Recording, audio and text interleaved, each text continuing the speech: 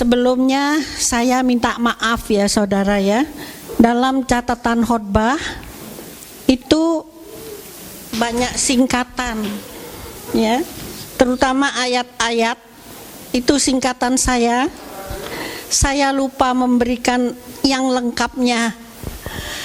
Saya minta maaf, tapi saudara bisa membaca dari Alkitab ya.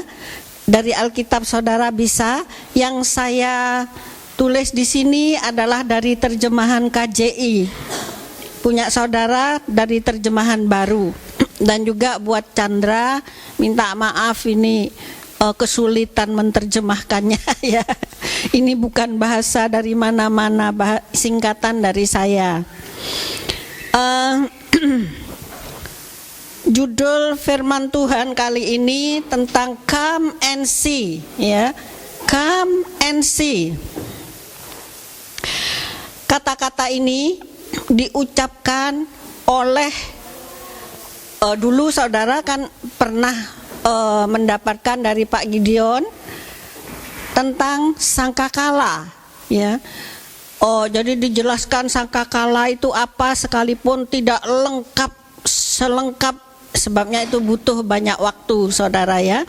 Dan kali ini saya akan memberikan tentang meterai ya. Kita akan baca ayat-ayatnya. Coba ditampilkan Wahyu 6 1 sampai 8.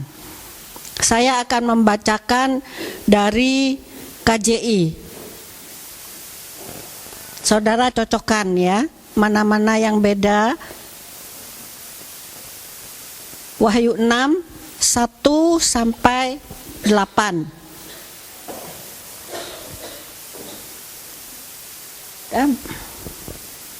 Belum Andi? Ya.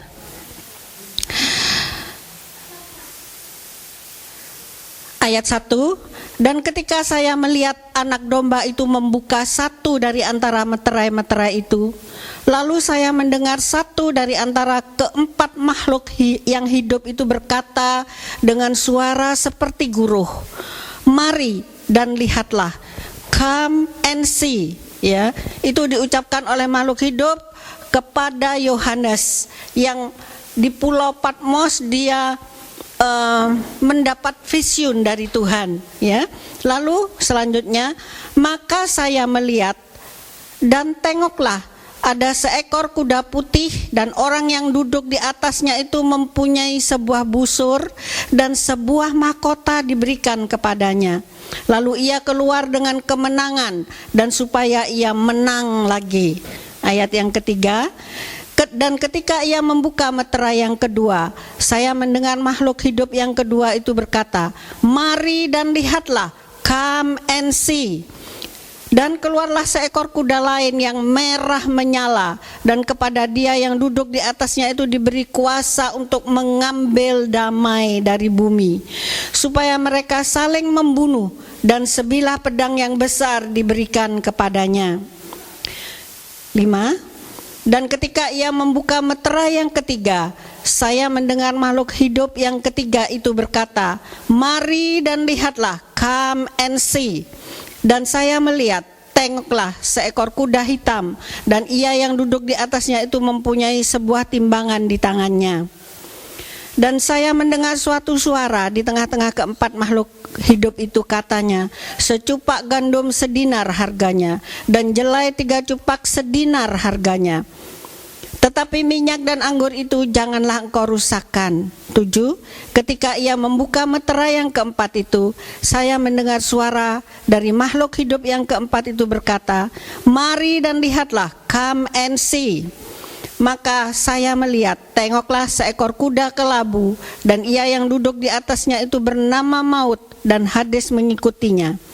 Maka kepada mereka yang diberikan kuasa untuk membunuh 1/4 bumi dengan pedang, dan dengan kelaparan, dan dengan maut, dan dengan binatang-binatang buas di bumi.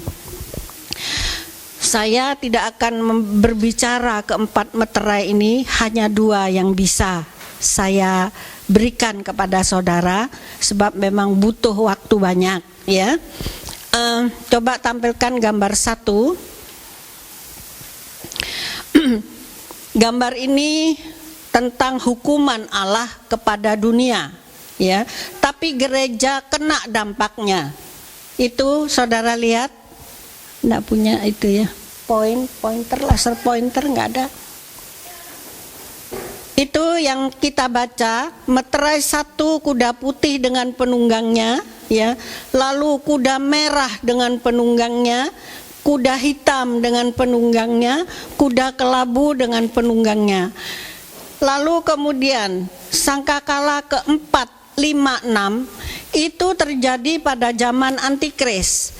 Tapi yang 4 meterai yang kita baca itu terjadi pada zaman gereja mengalami zaman keemasan, ketiga pribadi Allah itu bekerja kuat, ya. Nanti saya akan tunjukkan skemanya.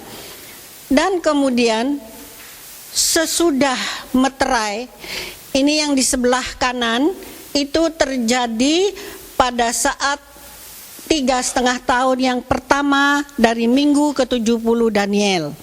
Yang sini itu terjadinya pada zaman Antikris. Yang harus kita perhatikan adalah yang terjadi dalam 3,5 tahun pertama. Mengapa makhluk hidup berkata, "Come and see," perhatikan baik-baik. Saya harap saudara juga memperhatikan baik-baik ayat-ayat ini. Bayangkan ya, Yohanes pada saat itu dia melihat bukan gambar-gambar seperti ini, tapi gambar-gambar yang hidup, seperti film gitu ya. Jadi vision itu hidup, ya.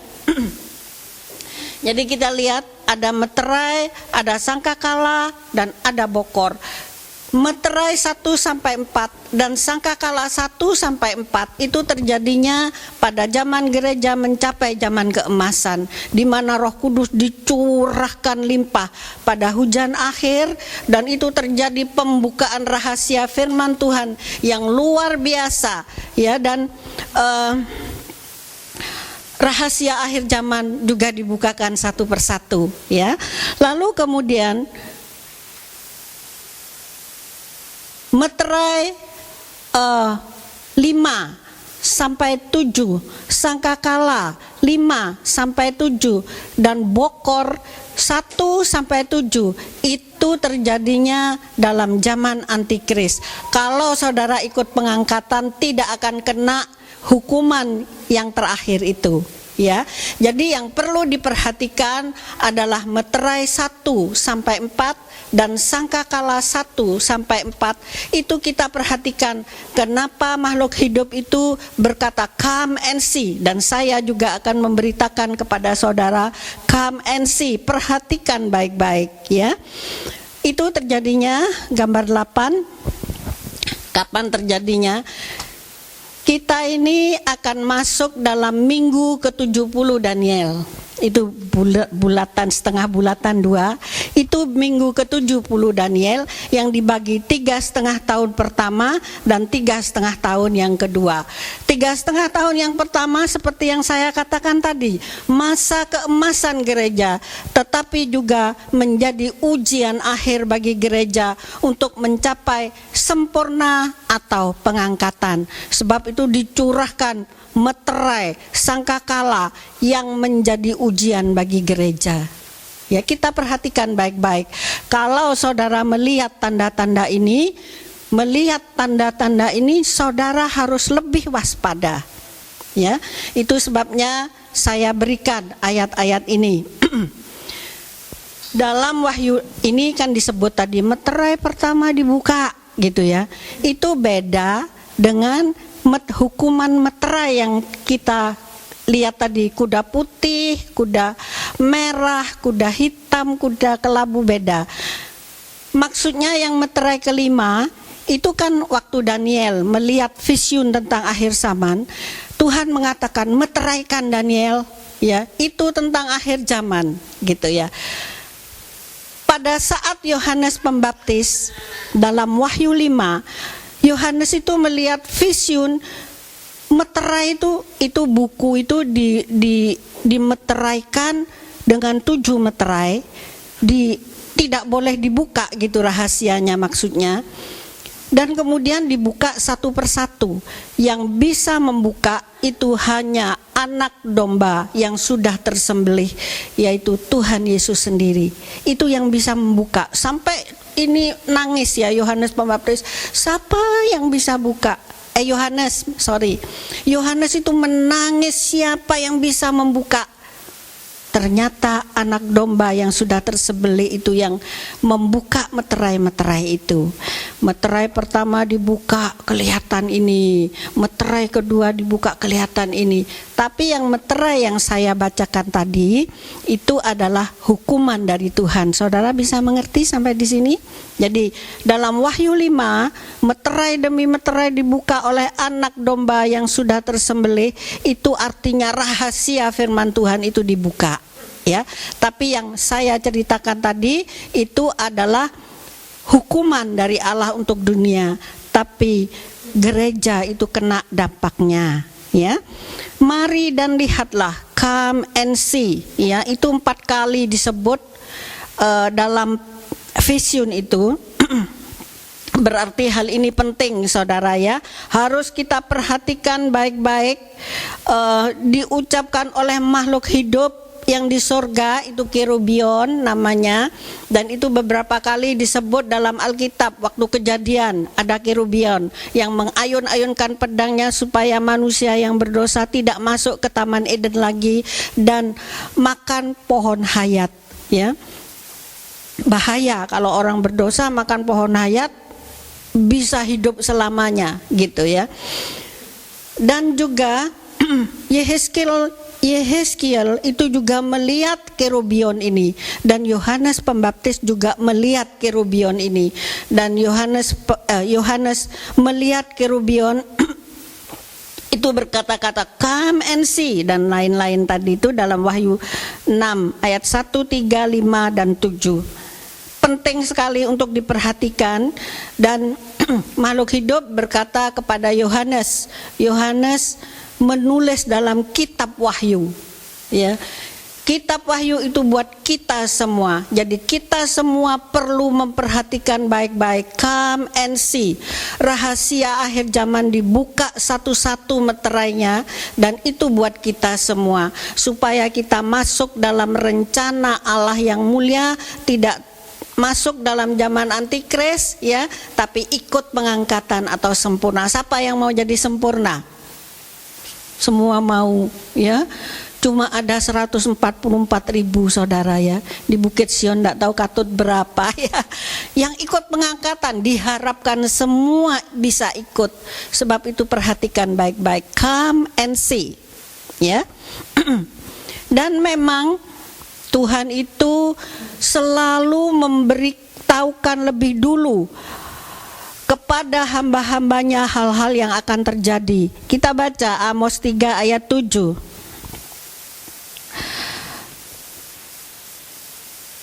Amos 3 ayat 7. Sungguh Tuhan Allah tidak berbuat sesuatu tanpa menyatakan keputusannya kepada hamba-hambanya para nabi. Selalu Tuhan memberitahukan lebih dulu hal-hal yang penting untuk kita ketahui. Seperti kepada Abraham, Tuhan memberitahukan tentang apa? Sodom dan Gomorrah yang akan dimusnahkan. Lalu kepada Nuh diberitahukan lebih dulu tentang air bah. Ya, akan turun hujan, akan terjadi banjir, naik ke perahu, buat bahtera, ya bukan perahu, bahtera, buat bahtera, dan kamu sekeluarga masuk ke dalamnya, selamat dari air bah. Cuma 8 orang yang selamat, beserta binatang-binatang yang dibawa. Ya, jadi kita ingat baik-baik, kita harus memperhatikan. 4 kali dikatakan, berarti ini hal yang penting yang harus kita ketahui. Come and see itu mengandung satu ajakan saudara ya, kepada kita untuk mewaspadai hal-hal yang akan terjadi menjelang kedatangan Tuhan yang tidak lama lagi ya. Penampakan kuda ini itu juga ditulis di dalam 3 Injil yang lain. Tapi tidak berupa kuda, peristiwanya yang kita akan buka nanti, apa sih artinya kuda putih dan penunggangnya lalu diberi mahkota, apa sih artinya kuda merah dan penunggangnya diberi pedang, ya, mengambil damai dari bumi, apa artinya? Dan itu tertulis dengan jelas dalam 3 Injil yang lain, dalam Matius, Markus, Lukas. Ya, coba kita lihat gambar. Ada Handi yang tabel kuda putih, lalu ada Matius 24. Nah, sambil menunggu ya. Ini adalah kuda-kuda yang kita baca tadi, kuda putih, kuda merah, kuda hitam, dan kuda kelabu. Kita akan lihat satu persatu ya.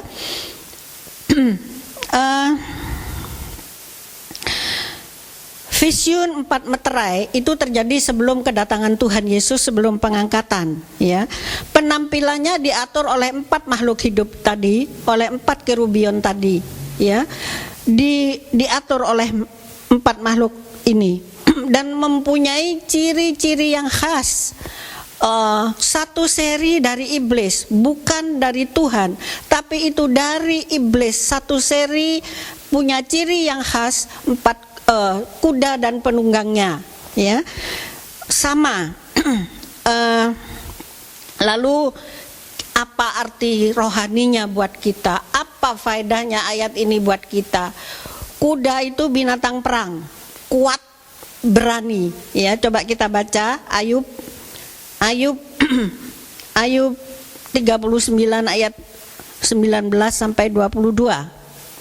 Ayub 39 ayat 19 sampai 22. Engkaukah yang memberi tenaga kepada kuda? Ini kata-kata Tuhan kepada Ayub yang akhirnya karena disalahkan oleh teman-temannya. Kalau kamu tidak berdosa, tidak mungkin kamu mengalami hal ini. Akhirnya Ayub marah ya, kayaknya itu mau membenarkan lebih dari Allah gitu. Lalu Tuhan berkata-kata kepada Ayub, engkaukah yang memberi tenaga kepada kuda? Engkaukah yang mengenakan surai pada tengkuknya? Engkaukah yang membuat dia melompat seperti belalang? Ringkiknya yang dahsyat mengerikan. Ia menggaruk tanah lembah dengan gembira. Dengan kekuatan ia maju menghadapi senjata. Kedahsyatan ditertawakannya.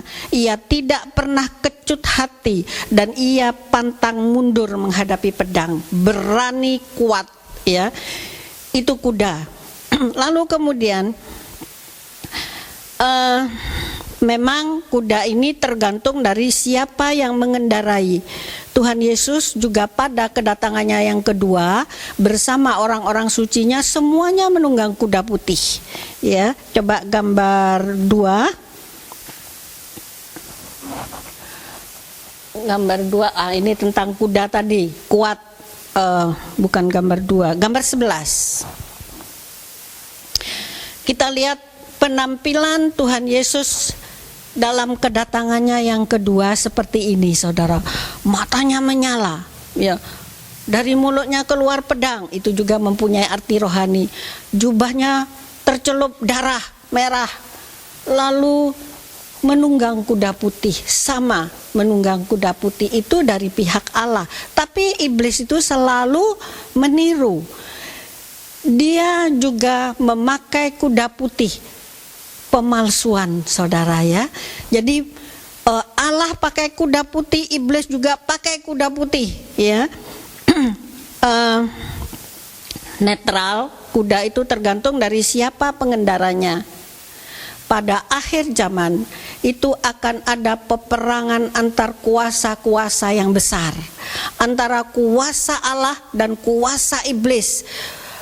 Kuasa Allah dalam gereja itu pada saat itu gereja mengalami zaman keemasan. Saya katakan tadi 3 pribadi Allah bekerja kuat, tapi melawan kuasa iblis yang juga kuat saat itu, ya. Jadi ada 2 kuasa besar yang saling berlawanan saat itu. Jadi keempat meterai ini dari iblis, saudara. Nanti dalam kuda yang lain itu jelas sekali. Seperti yang kedua tadi, kuda merah dengan penunggangnya diberi pedang dan mengambil damai dari bumi. Tuhan Yesus tidak demikian. Ya, Tuhan Yesus malah sejahteraku aku berikan kepadamu, dan yang aku berikan itu tidak sama dengan yang diberikan dunia.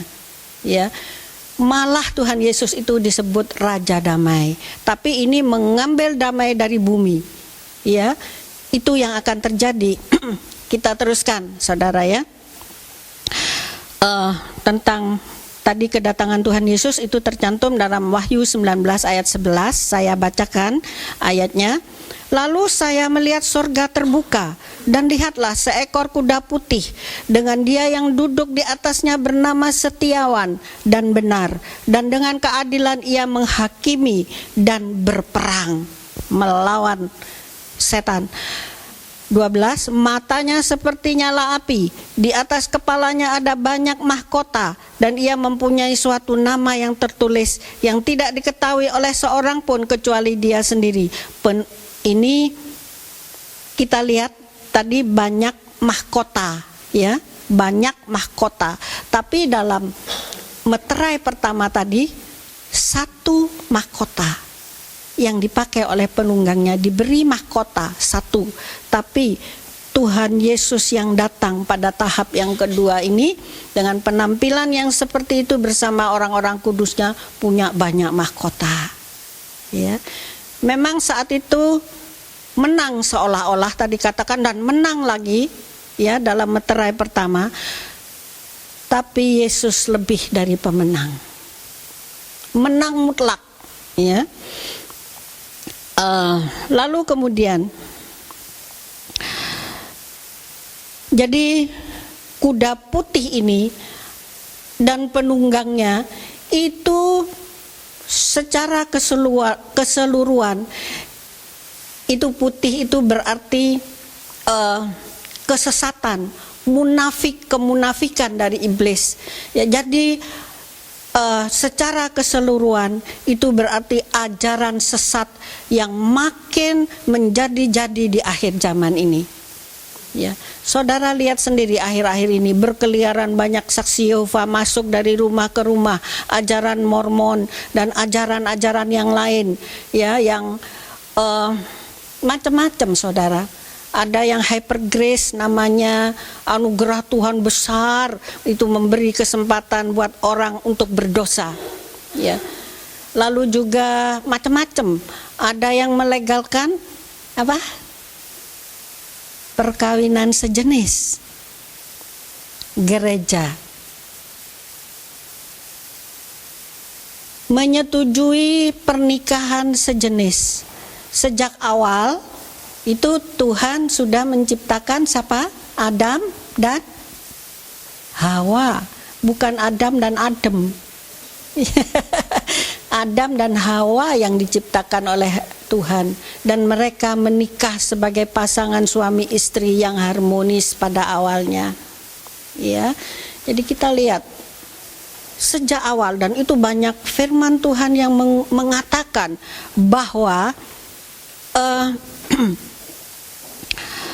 homoseks, lesbian itu adalah dosa dan tidak masuk surga. Kalau saudara baca dalam Rom 1 ayat 27-28 itu mengatakan demikian.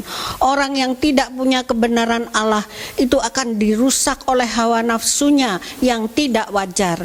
Dalam Korintus 6 ayat berapa itu? 12 kalau enggak salah, itu dikatakan bahwa pemburit, homoseks, lesbian itu tidak masuk surga. Saudara harus tahu hal-hal ini, ayat-ayat yang penting ini untuk diberikan kepada anak-anak saudara, bekali bahwa itu dosa, sekalipun orang mengatakan bahwa itu manusiawi. Kemarin saya berbicara dengan seorang ibu, anaknya sekolah di Laos, ya. Dia berdebat dengan ibunya sampai 2 hari, selama 2 jam tiap perdebatan. ibunya tidak setuju dengan pernikahan sejenis, tapi dia karena sekolah di law, ya manusiawi, logis, ya dia berbicara kepada ibunya bahwa itu sah, tidak salah, gitu. Tapi kita punya pegangan firman Tuhan yang kuat. Kita berikan kepada anak-anak, tanamkan kepada anak-anak sedini mungkin bahwa itu dosa, ya. Itu tidak masuk surga. Ibunya bingung, mau diapain anak saya ini? Dia sudah bisa berpikir logis, ya itu manusiawi, ya. Jadi kita perhatikan baik-baik. Kenapa Tuhan katakan come and see? Perhatikan, kalau ini sudah bermunculan, ajaran-ajaran sesat ini berarti waktunya tidak lama lagi. Ya, perhatikan baik-baik. Jadi saudara jangan takut, juga jangan kaget. Waduh, sebab sudah tertulis semua dalam kitab Wahyu, dalam nubuatan itu sudah tertulis semua. Ya, jadi kita lihat tadi dikasih mahkota kan, menang dan menang lagi dikatakan. Coba saya bacakan lagi ya ayatnya. Maka saya melihat dan 6 ayat 2, tengoklah ada seekor kuda putih dan orang yang duduk di atasnya itu mempunyai sebuah busur. Busur tidak ada panahnya, ya. Dan sebuah mahkota diberikan kepadanya, lalu ia keluar dengan kemenangan dan supaya ia menang lagi. Itu sekarang sudah mulai terasa. Dan nanti kalau kita sudah masuk dalam 3,5 tahun yang pertama, itu akan menjadi ajaran sesat. Ya, jadi kita perlu memperhatikan baik-baik hal ini. Dan putih itu ada 2 saudara ya, dari Allah bisa dari iblis. Soalnya iblis itu selalu ingin menyamai. Dari Allah itu kita lihat dalam Yesaya 1:18 mengatakan demikian. Sekalipun dosamu merah seperti kermisi, akan putih seperti salju. Jadi bisa berarti kesucian itu dari Allah, warna yang suci. Tapi dari iblis enggak, ya. Kemunafikan itu dari iblis, putih juga, ya. Itu bisa kita lihat.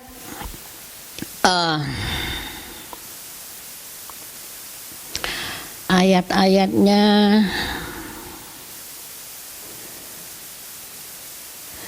Dua Korintus 11 ayat 4, coba ditampilkan 2 Korintus 11 ayat 4.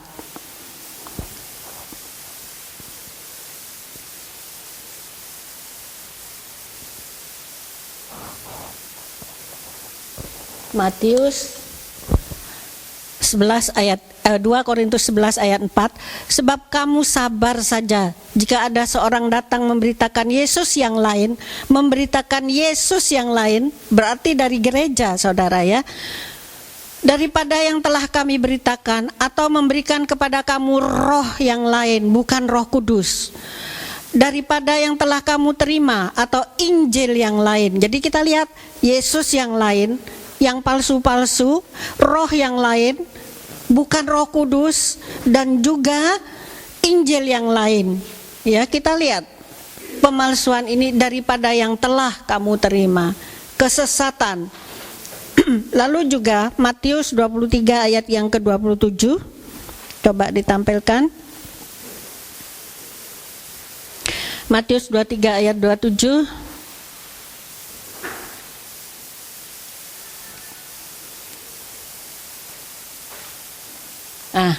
Celakalah kamu, hai ahli-ahli Taurat dan orang-orang Farisi, hai kamu orang-orang munafik, sebab kamu sama seperti kuburan yang dilabur putih, yang sebelah luarnya memang bersih tampaknya, tetapi yang sebelah dalamnya penuh tulang belulang dan berbagai jenis kotoran. Jadi warna putih bisa berarti suci, warna putih bisa juga berarti kemunafikan, kesesatan. Ya, jadi kita kalau baca Alkitab kita perlu mengerti konteksnya. apa ayat-ayat sebelumnya supaya kita mengerti maksudnya apa itu dari Allah atau dari iblis, ya.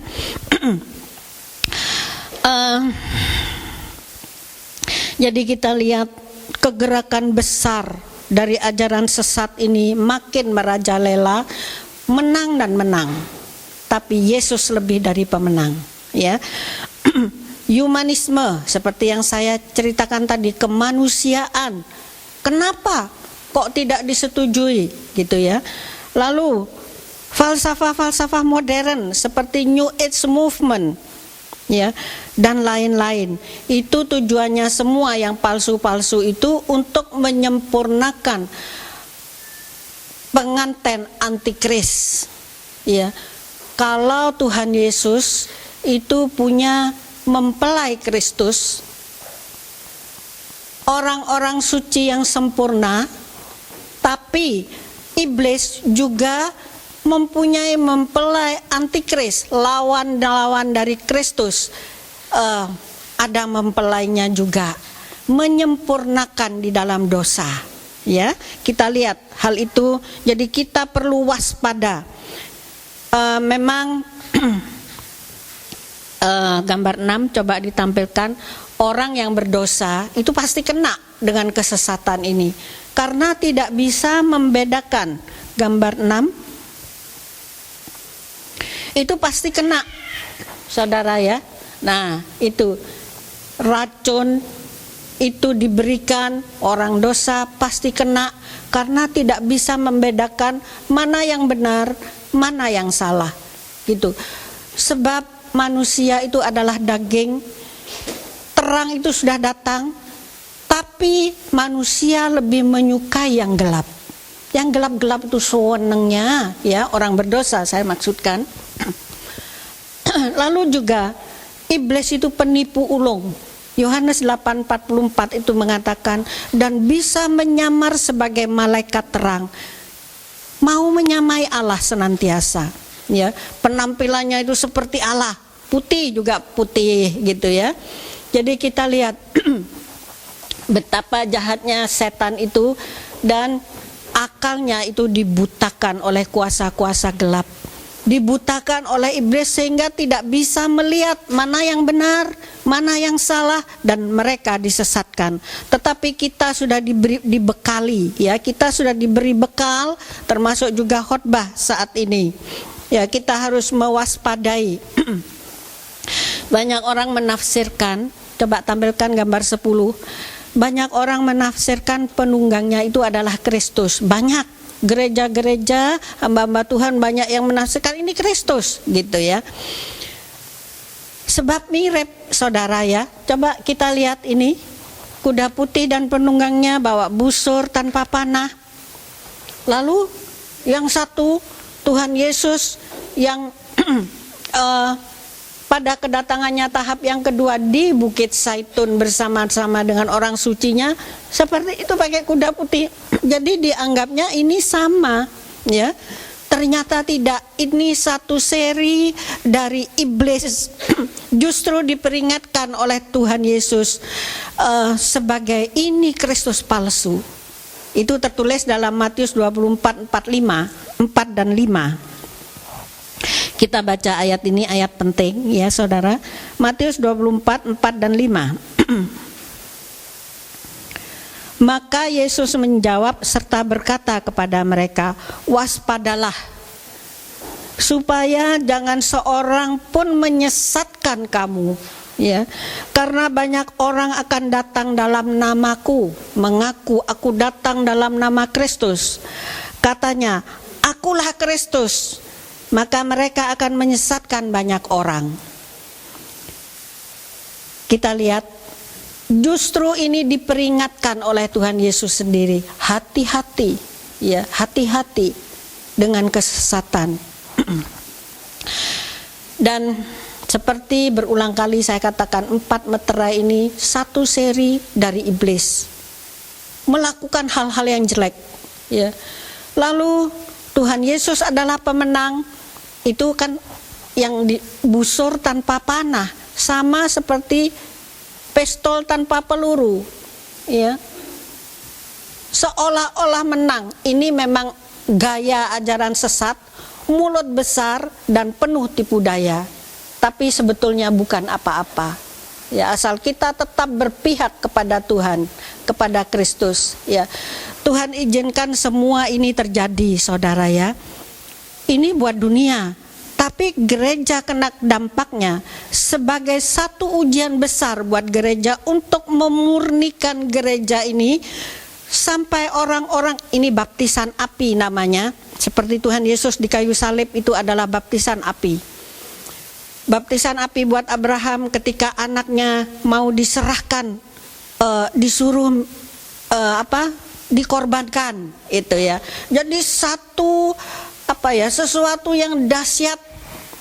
Dan pada 3,5 tahun yang pertama, hukuman dunia ini menjadi ujian untuk memurnikan gereja sampai ada yang sempurna, ada yang ikut pengangkatan, yang tidak tahan, sepertiga dikatakan gugur.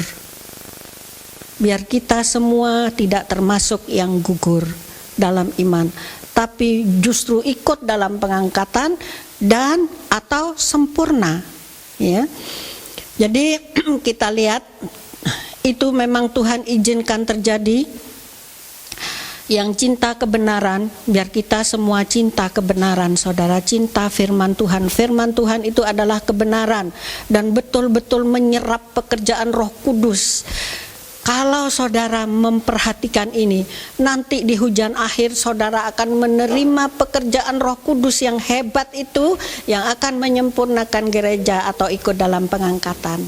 Ya, tidak akan kena dengan ajaran-ajaran sesat itu, bisa mengerti dengan betul. Ini salah, ini betul, benar, sesuai dengan firman Tuhan.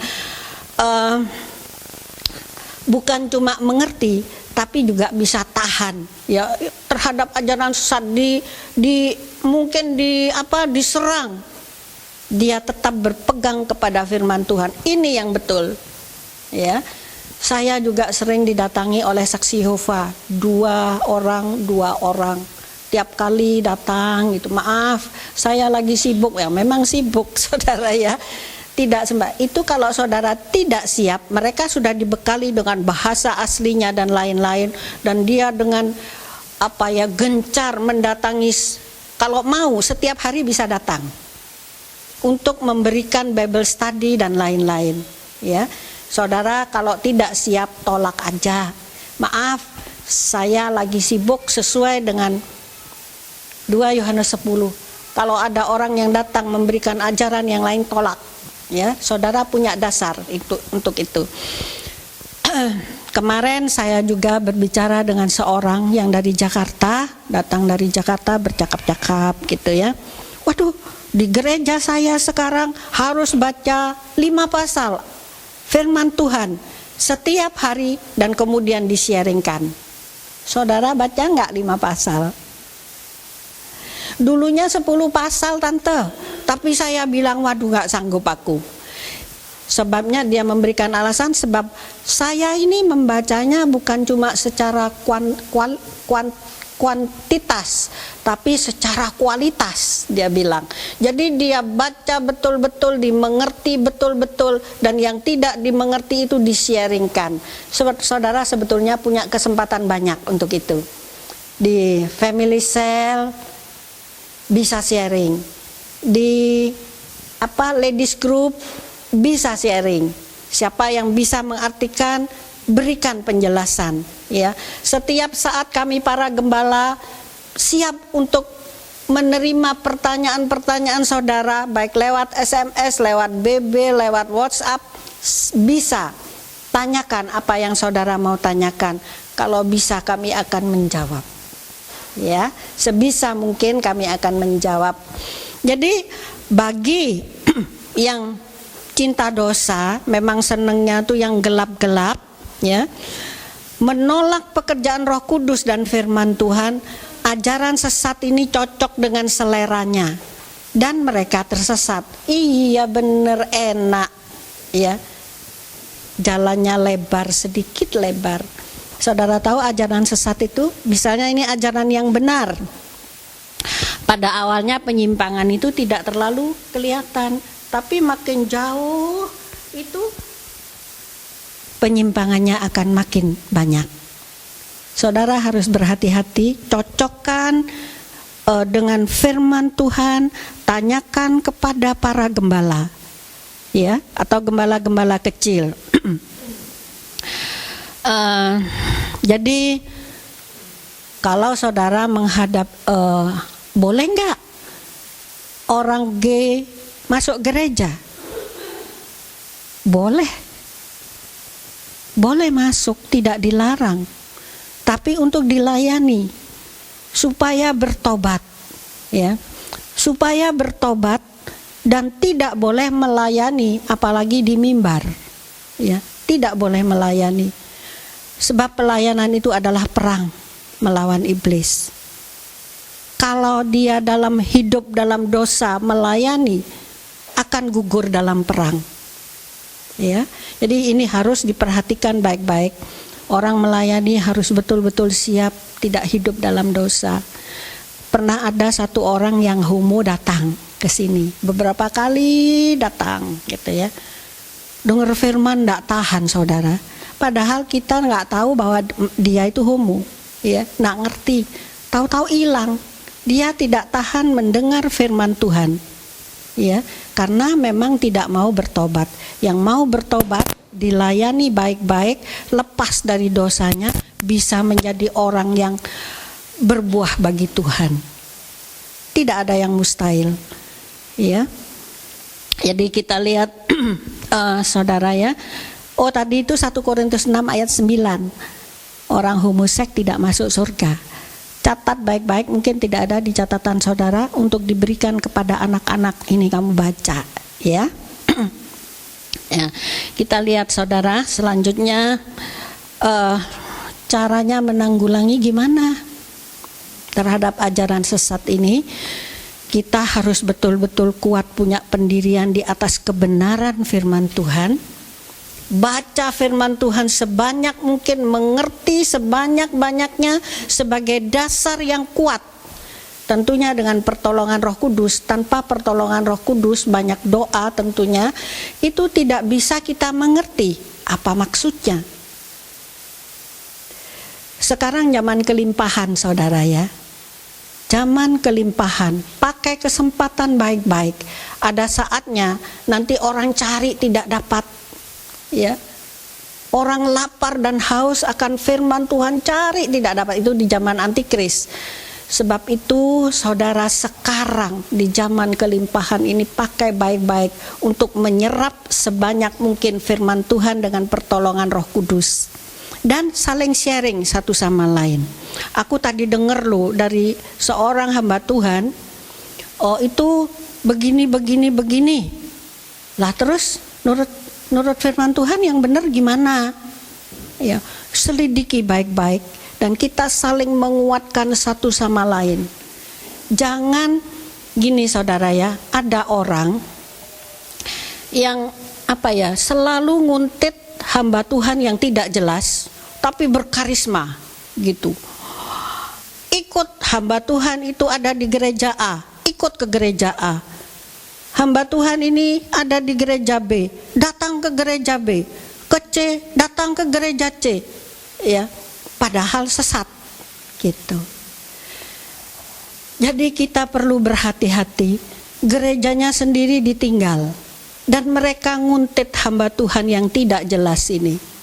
Saudara harus tanya, kami sebagai gembala sidang tidak melarang saudara ke gereja lain asal tidak meninggalkan gereja sendiri. Tetap di gereja lokal digembalakan dengan baik, melayani di gereja lokal digembalakan dengan baik. Tapi kalau di gereja sendiri sedang ada ibadah, jangan ke gereja lain, ya. Kita setia di gereja lokal untuk digembalakan dengan baik. Soalnya orang lain tidak tahu keberadaan saudara, ya, tapi gembala itu kenal betul akan domba-dombanya dan perlu diarahkan dengan baik, ya. Jadi setialah di gereja lokal, jangan mengidolakan hamba Tuhan yang tidak jelas. Kami bahkan menghimbau, itu loh ada hamba Tuhan baik di sana dan tidak bersamaan minggu sore, ayo datang gitu, sama-sama datang, malah dianjurkan ya kalau yang baik. Jadi gembala yang baik tidak akan membiarkan dombanya diterkam oleh serigala ya. Kalau ada hamba Tuhan yang datang, itu gembala akan tahu ini baik atau tidak, ya, akan tahu dan tidak akan sembarangan ngecap, oh ini elek gitu ya, ini baik enggak, tapi akan mencari akan menyelidik apakah baik atau tidak, ya, dan tidak akan melarang. Kami sebagai gembala tidak akan melarang. Kalau memang betul-betul itu baik, bahkan dianjurkan, gitu ya. Jadi kita lihat saudara, sekarang kita perlu mewaspadai tanda-tanda ini. Kemudian kita beralih ke kuda merah, gambar 7. Coba gambar 7. Kita akan baca lagi, saudara cocokkan dengan gambar itu. Gambar 4, itu gambar 7 Handi, gambar 4 coba. Ya, itu gambar yang merah itu ya. Saudara perhatikan, cocokkan dengan apa yang saya baca. Wahyu 6 ayat 3, dan ketika ia membuka meterai yang kedua, saya mendengar makhluk hidup yang kedua itu berkata, mari dan lihatlah. Dan keluarlah seekor kuda lain yang merah menyala, dan kepada dia yang duduk di atasnya itu diberi kuasa untuk mengambil damai. Kita lihat, untuk mengambil damai dari bumi, supaya mereka saling membunuh, dan sebilah pedang yang besar diberikan kepadanya. Jelas gambarnya ya. Jadi kita lihat apa arti rohaninya dan maksudnya buat kita semua. Kenapa kok makhluk hidup itu berkata come and see sampai 4 kali. Setiap mau keluar, come and see, lihat baik-baik ya. Merah itu bisa berarti warna dosa. Yesaya 1 ayat 18, walaupun dosamu merah seperti kermisi, akan putih seperti salju, itu ya. Jadi bisa berarti warna dosa atau warna naga. Itu dalam Wahyu 12 ayat 3. Coba kita baca Wahyu 12 ayat 3, itu warnanya juga merah. Wahyu 12 ayat 3. Maka terlihatlah suatu tanda ajaib yang lain di langit. Lihatlah, seekor naga besar yang merah menyala, berkepala 7, bertanduk 10, dan ada 7 mahkota di atas kepalanya. Ini pekerjaan iblis betul-betul. Ya, warna naga. Naga itu adalah iblis. Pedang biasanya dipakai untuk membunuh manusia. Ini bukan pedang biasa, saudara ya, tapi kebencian, ya, yang menyebabkan segala macam dosa, bahkan yang sadis-sadis. Itu bukan antar pribadi aja, bisa antar golongan, bisa antar suku. Saya pernah ke Kuala Kapuas. Kuala Kapuas itu ada suku Dayak. Pernah terjadi perang antar suku, suku Madura dan suku Dayak. Sama-sama hebatnya itu. Yang ngantar kami berdua ini bilang, ini tempatnya mereka berperang, suku Dayak dan suku Madura. Ya, saya orang Madura, saudara. tapi nggak seperti mereka. Sudah lahir baru. Dulu pun nggak seperti mereka. Ya. Tapi yang heran saudara, orang Madura yang betul-betul di Pulau Madura itu baik-baik, betul. Ya. Kecuali yang memang dekat-dekat Surabaya gitu. Setiap jadi pendatang itu memang lebih galak. Saya pendatang di sini tapi nggak galak. Lalu kemudian bisa juga itu berarti warna darah anak domba yang menebus dosa-dosa kita. Jadi ada dua arti, saudara juga harus berhati-hati dalam mengartikan pada saat saudara membaca firman Tuhan. Tidak setiap merah itu berarti dosa, tidak setiap merah itu berarti darah anak domba. Kita lihat konteksnya sekali lagi ya. Jadi kuda merah dengan penunggang yang membawa pedang besar berarti segala aspek kehidupan yang nampaknya netral tapi ditunggangi iblis ya dengan menyebarkan kebencian. Ini kuda merah dan penunggangnya ini menyebarkan kebencian, saudara ya. Yang dahsyat sehingga manusia saling membunuh, saling membenci satu sama lain, damai lenyap ya. Tadi saya katakan bukan hanya sekedar antar pribadi, antar suku, antar golongan, antar bangsa menjadi perang besar. Kita lihat pekerjaan ISIS. Begitu jahatnya. Ya. Pembunuhan itu terus meningkat sampai 30% penduduk bumi binasa. Ini ada hubungannya dengan sangkakala. Tidak saya bahas hari ini, cuma sekedar tahu aja. Iblis memakai cara-cara yang canggih untuk menyebarkan kebencian dengan teknologi modern ya, dengan pengetahuan Lao tadi ya. Lalu kemudian informasi hiburan, saudara tahu hiburan yang mana? Itu tinju, saudara, olahraga tinju. Pertandingan tinju itu nggak ada pertandingan tinju yang kasih gitu, nggak ada. Sebisa mungkin lawannya itu knockout ya. Itu disenangi oleh orang-orang ya, senang sekali dengan olahraga itu. Tapi sebetulnya itu satu kebencian yang menyala-nyala membuat lawannya itu knockout ya. Ada yang cacat ya, ada yang sampai cacat. Muhammad Ali sampai Parkinson. Tapi Om Parkinson bukan sebab tinju, saudara, saya tidak pernah ninju Om. Banyak sebab Parkinson itu, tapi salah satunya Muhammad Ali karena kena itu ya. Jadi hal ini menjadi ujian besar bagi gereja, sebab benih kebencian itu masuk ke dalam gereja sekalipun tidak terjadi pembunuhan secara jasmani ya. Tapi di hadapan Tuhan kebencian itu sama dengan pembunuhan. Firman Tuhan menulis itu ya, sama dengan pembunuhan. Itu cikal bakal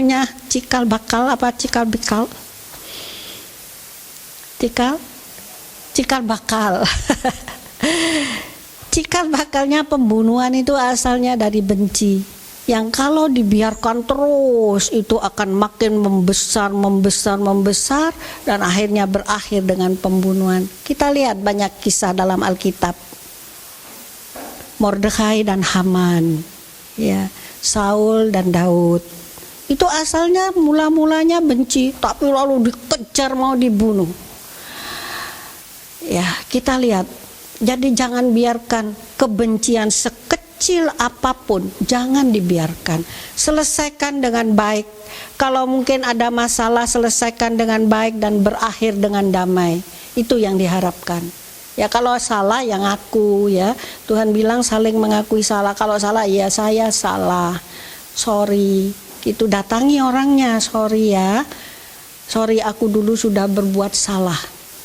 Mengata-ngatai kamu, atau mungkin apa ya, banyak macam, saya sudah mendustai kamu, atau saya sudah menuduh kamu dengan sewenang-wenang.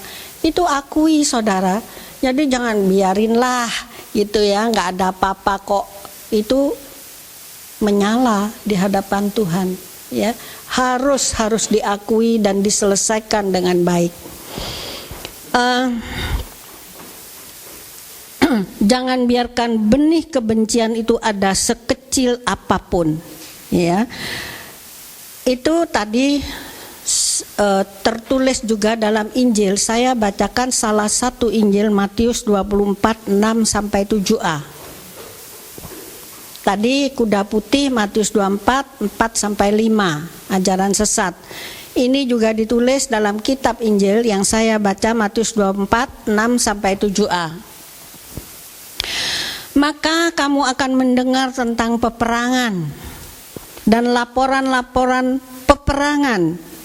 Perhatikanlah supaya kamu jangan terkejut, karena semua hal ini harus terjadi lebih dulu, tetapi itu pun bukan akhirnya, karena bangsa akan bangkit melawan bangsa dan kerajaan melawan kerajaan. Sudah ditulis lebih dulu supaya kita mengerti. Ya. Lalu bagaimana supaya gereja ini terluput dari meterai yang kedua ini? Tingkatkan kasih ilahi. Belajar saudara ya. Kadang-kadang Tuhan izinkan ada orang yang bencekno gitu. Tahu bencekno yang Jakarta, tahu nggak?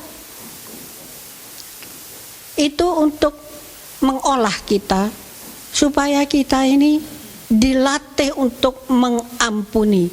Sudah diampuni lo lagi, sudah diampuni lagi, ya. Soalnya belum bertobat. Tapi Tuhan bilang, ampuni 70 kali 7 kali, 490 kali. Satu hari satu orang. Mungkin saudara yang mencekno itu belum bersalah sebanyak itu. Saya juga harus latihan saudara, ya. Bukan kita semua harus latihan mengampuni, belajar mengampuni. Kadang-kadang lelah, lelah, sudahlah biar, gitu. Tapi bukan itu maksud Tuhan. Harus belajar sampai bisa. 70 kali 7 itu berarti tanpa batas, sampai tuntas, betul-betul plong, bebas, tidak ada rasa sakit hati. Kalaupun ingat, memang mesti ingat apa yang diperbuat yang merugikan kita, ingat ya. Tapi kalaupun ingat, itu sudah tidak ada rasa sakit hati lagi, sudah bebas. Ya, kita harus belajar untuk itu. Jangan dibiarkan, saudara ya. Dan jangan membalas kebencian dengan kebencian, tapi balas kejahatan itu dengan kebaikan. Pembalasan itu adalah urusan Tuhan, bukan urusan kita. Tugas kita adalah mengampuni, bukan membalas. Ya, tugas kita cuma mengampuni. Lawang musuh aja suruh ngampuni kok. Ya, apalagi saudara seiman, apalagi suami istri harus mengampuni.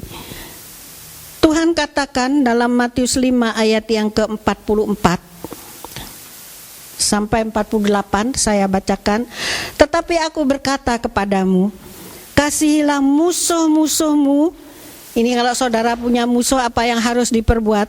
Berkatilah mereka. Daging ini ngomong kok enak. Berkatilah mereka yang mengutukimu.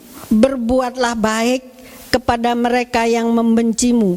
Doakan mereka yang memperlakukan kamu dengan salah dan menganiaya kamu. Jadi kalau saudara dengar berita tentang ISIS, ya, Tuhan berkati, ampuni Tuhan, gitu ya. Sekalipun hati ini aduh mendidih gitu ya. Aduh, banyak orang Kristen yang dipenggal kepalanya, disiksa gitu.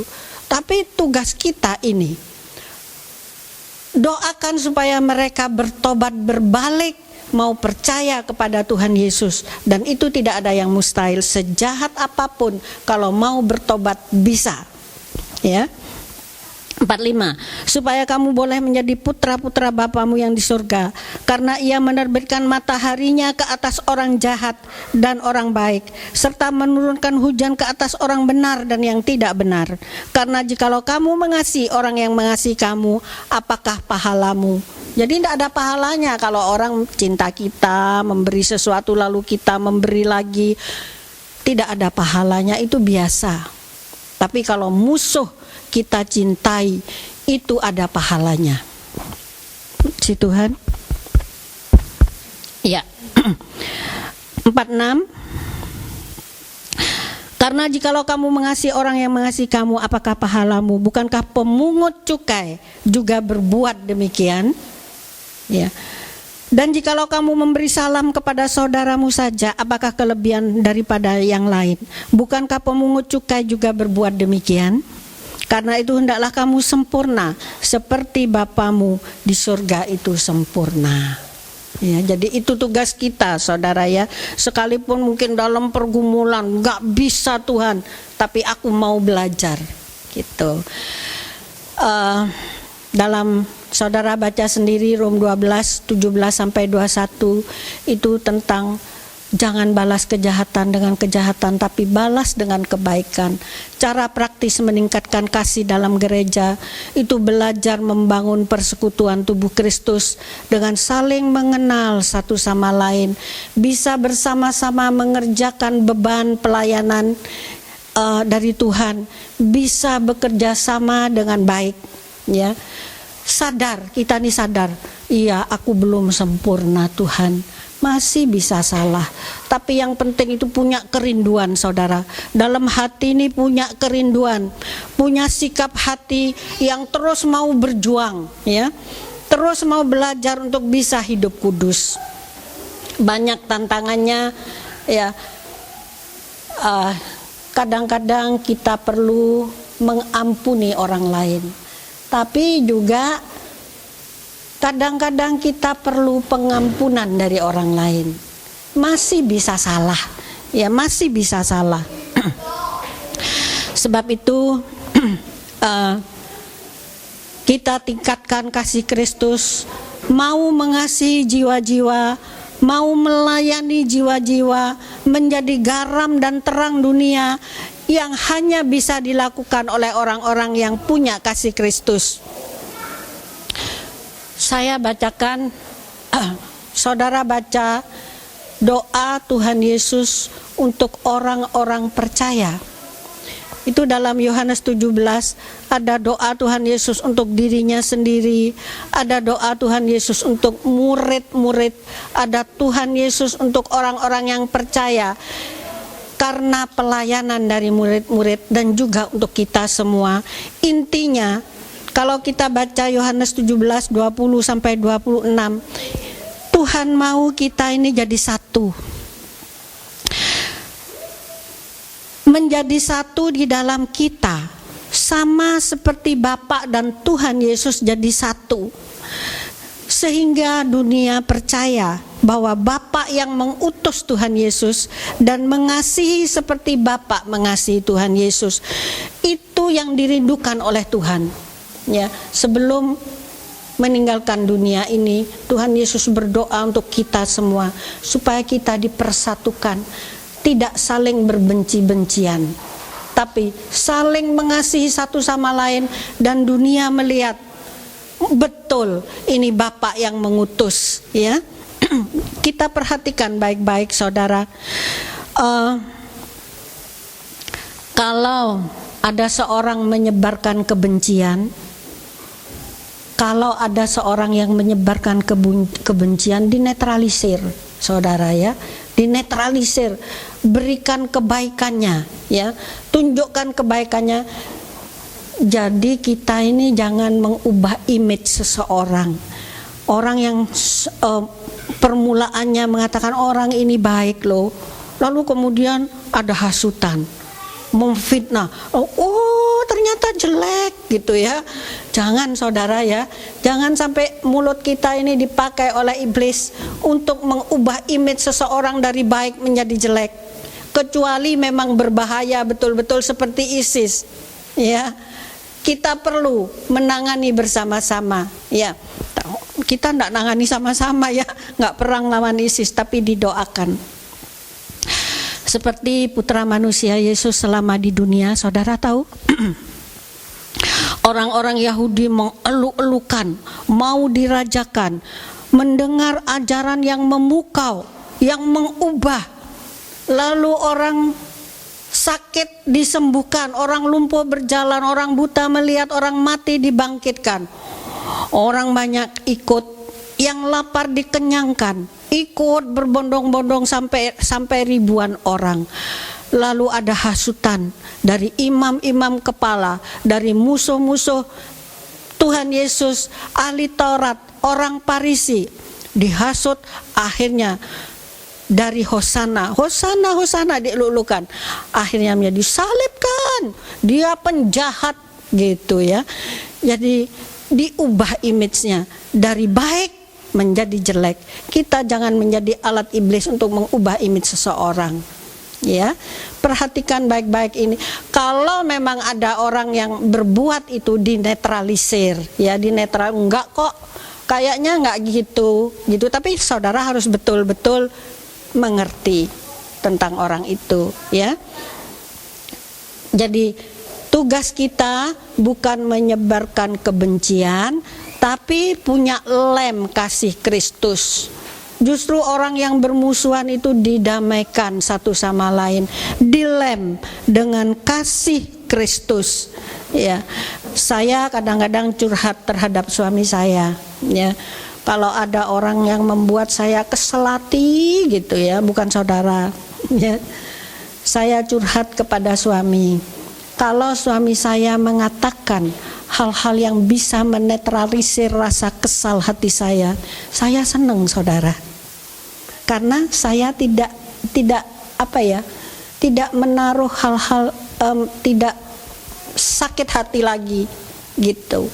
Jadi itu yang diharapkan, netralisir segala hal-hal yang memaitkan itu. Punya lem kasih. Justru orang yang bermusuhan itu didamaikan satu sama lain, ya. Jangan sampai terus menimbulkan rasa antipati, awal kebencian, lalu kemudian terjadi pembunuhan. Saya pernah menerima tuduhan, saudara ya. Gini ceritanya. Jangan cerita-cerita sama tante, nanti diceritakan sama orang banyak, gitu. Malah ada yang memberikan peneguhan demikian.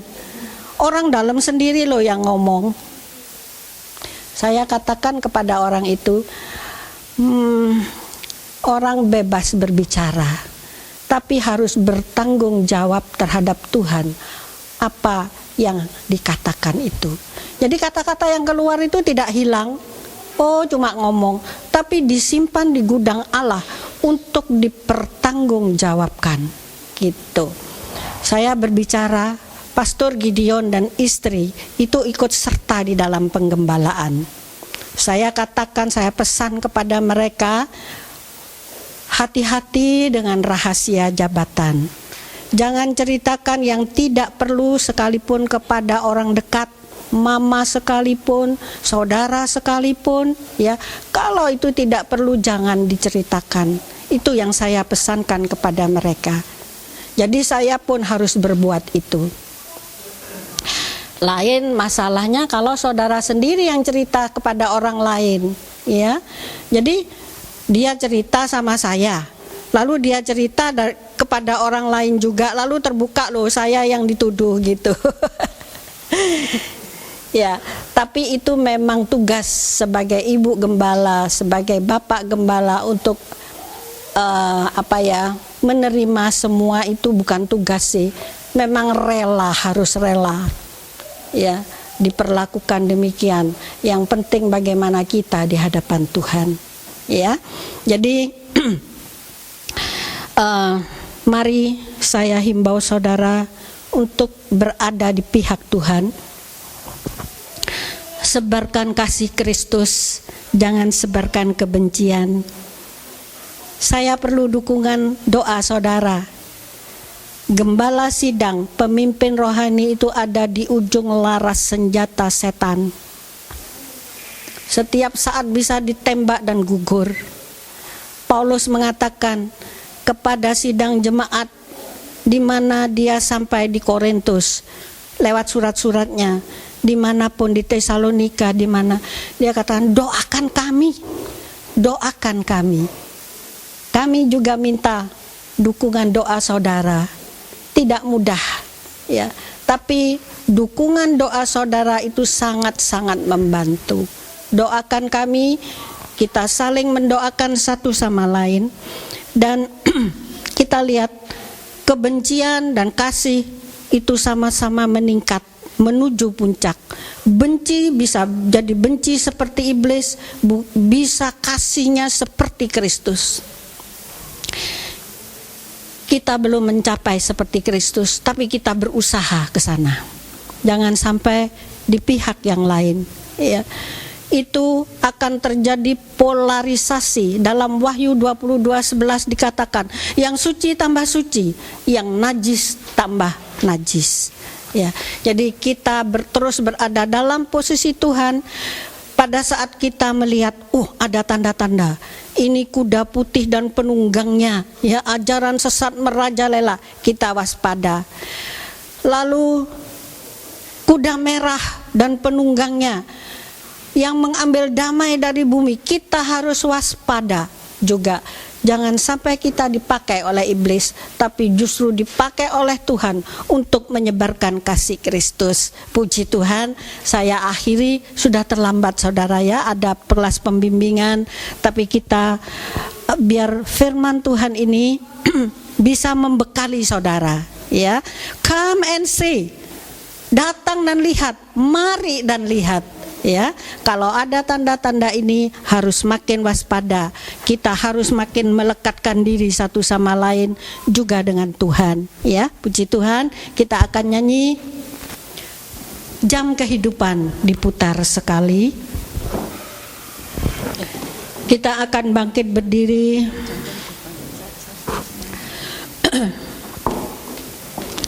Kita pakai kesempatan hidup ini baik-baik. Di dalam zaman kelimpahan ini, saudara mendapatkan bekal yang limpah untuk menghadapi akhir zaman. Ya, kita pakai kehidupan kita sebaik mungkin bersama Tuhan. Haleluya.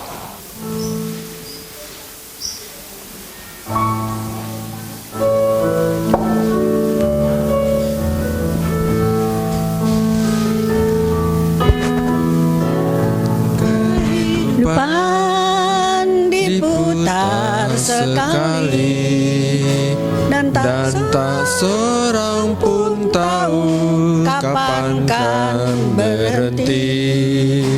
Mungkin hari ini, mungkin esok, mungkin nanti, cepat atau lambat, tak seorang tahu bila waktunya. Jam kehidupan diputar sekali dan tak seorang pun tahu kapan kan berhenti. Dengarilah kawan, hidup ini tak terulang, sekarang waktunya yang kau miliki. Sekarang waktunya, milikilah kasih Yesus yang menjadikan hidupmu berarti. Bekerjalah di ladangnya agar hidup tiada percuma. Jam kehidupan.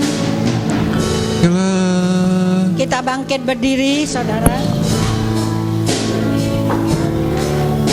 Diputar sekali dan tak seorang pun tahu kapan kan berhenti. Mungkin hari ini, Mungkin esok, mungkin nanti, cepat atau lambat, tak seorang tahu bila waktunya. Milikilah kasih Yesus yang menjadikan hidupmu berarti. Bekerjalah di ladangnya agar hidup tiada percuma. Milikilah kasih Yesus yang menjadikan hidupku berarti. Bekerjalah di ladangnya agar hidup tiada percuma, agar hidup tiada percuma. Katakan sekali lagi. Agar hidup tiada percuma.